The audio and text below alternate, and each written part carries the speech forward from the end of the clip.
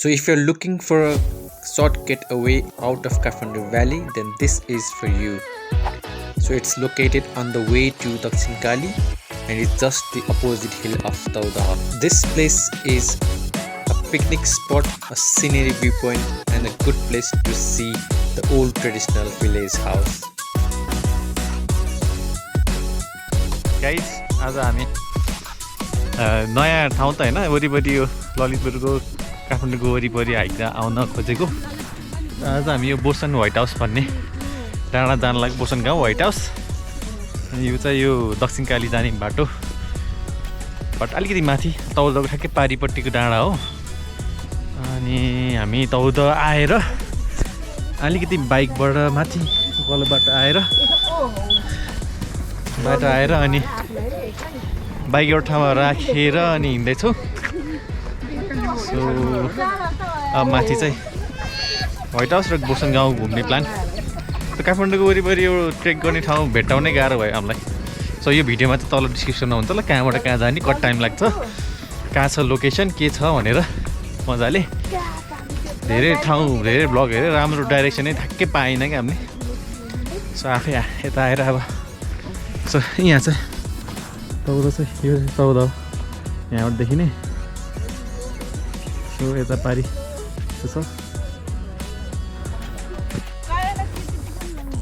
आज dad and daughter day out. So हिमाल पनि देख्न सक्नुहुन्छ यहाँ।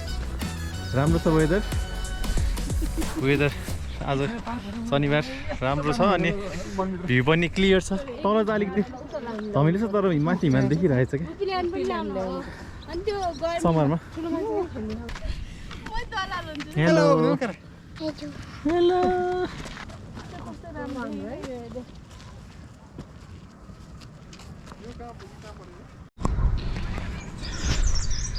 हामीहरू आई थिङ्क 15-20 मिनट बेला हिँडेको तलबाट। अहिले चाहिँ यो नयाँ होटल खोलेको रहेछ पछाडि बिहानमै। हुन त यसरी बाइकहरू पनि आउँछ आउनु।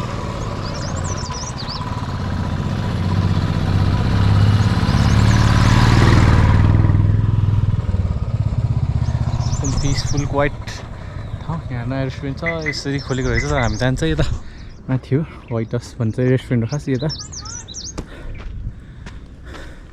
सो यहाँसम्म बाइक साइक गाडी साइड ल्याएर राख्न मिल्ने रहेछ मजाले। यहाँ भ्यू पोइन्ट दामी रहेछ।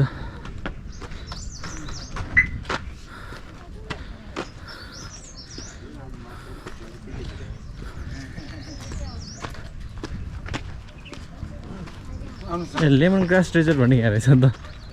यो सुनिरहेको लेमन ग्रास रिजोर्ट भनेर सुनिरहेको। अहिले हेरौँ है माथि गएर आएर माथि हेर्दा आएर यहाँ हेर्दा कुन चाहिँ बेटर हुन्छ त्यतै बस्नु पर्ला।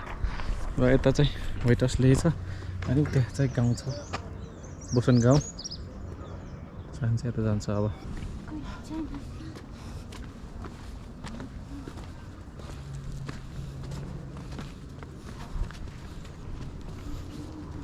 सो हामी चाहिँ अहिले व्हाइट हाउसको टपमा आइपुग्यो। अहिले व्हाइट हाउस भन्दा नि ब्लू माउन्टेन भन्ने चल्दैछ। यहाँ चाहिँ यदि खाने हो भने इन्ट्री फी तिर्नु पर्दैन, नत्र चाहिँ इन्ट्री फी तिर्नु पर्ने रहेछ। र गाउँ पनि उतापट्टि छ।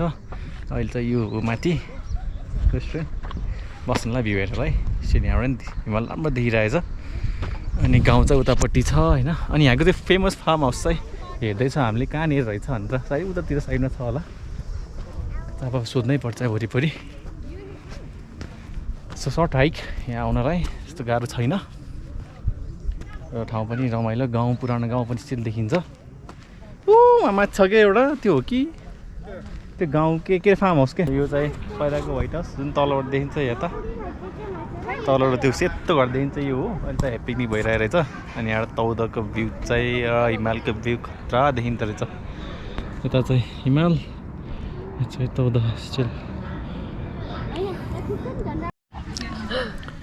हाम्रो अहिले यहाँ ड्राई होइन यसलाई के भन्छ मिनी ड्राई होइन ड्राई नै होइन त्यो त लिक्विड पिकनिक भइरहेछ। यहाँ कोक जुस पानी भइरहेछ। अनि यहाँ लाइट के खाएर अहिले यस्तो घुम्ने।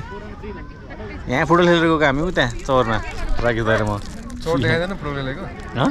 चौर देखाइदैन प्रोग्राम के त्यो अहिले त्यो त अब भुइँ गरेर देखाउनु जाने नि घुमेर यस्तोतिर त्यो अहिलेको उतापट्टिबाट छ नि त्यहाँनिर निस्किन्छ कि त्यो त्यस्तो यहाँ पिकनिकको ग्याङ रहेछ नि पुरै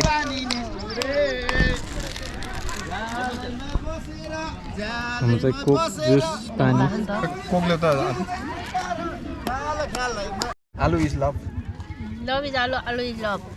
Love is alu, alu is love. त्यस्तो आलुको हातमा छ गोब्रो सानो ठुलो आलुको हातमा छ लाम्चा आलु आलुको बिउ के हुन्छ लाम्चा आलु सानो आलु कुन्टे आलु गुड गुड यही हो यस्तो कुक देख्नुहुन्छ तपाईँले गोरा आलु कुक पनि कस्तो राम्रो रहेछ प्याराले खाएर हो कोकको बोतलमा फेन्टा ओहो नेपालमा चाहिँ चल्छ यो सब फेन्टा रे फेरि वन्स मोर टाउको पुरुष भएर जोगाएर राखेको त आइ एम डेड कति मारेको मरेको मान्छेलाई म त होइन म त गुड मान्छे हो घोस्ट आयो घोस्ट म मरिसकेको छोरी धेरै नमार अब अब काला उसैलाई ओभर एक्टिङ मरिसक्यो दिस इज चटपट यहाँको लोकल चटपट 50 रुपियाँ चटपट कस्तो छ भाउजू एकदमै मिठो छ हामी अहिले फर्किँदैछौँ फर्किँदा पनि भिड राम्रो देखिँदै हेर्दै उताबाट जान मिल्थ्यो अरे तर बाटो गेट लगाइदिनु भएको छ अरे सरहरूले सो हामी जुन बाटो आएको त्यही बाटो सो लेमन ग्रास पनि राम्रो रहेछ यताबाट हेर्दाखेरि हामी यसो जाँदैछौँ हामी सो टिकट काट्यो हामीले 30 रुपियाँ एकजनाको बच्चाको लाग्दैन Taudaha is an artificial pond with religious and spiritual value. You can witness variety of not just fish but birds. It's a cool place to hang out with your friends and family. However, Taudaha needs better care and preservation. We could see a lot of dead fish, people feeding biscuits instead of soybeans that used to be earlier, and there are a lot of litter around. So this is just a suggestion. I hope the needful is done and we could preserve this for a long time. Thank you for watching and see you next time.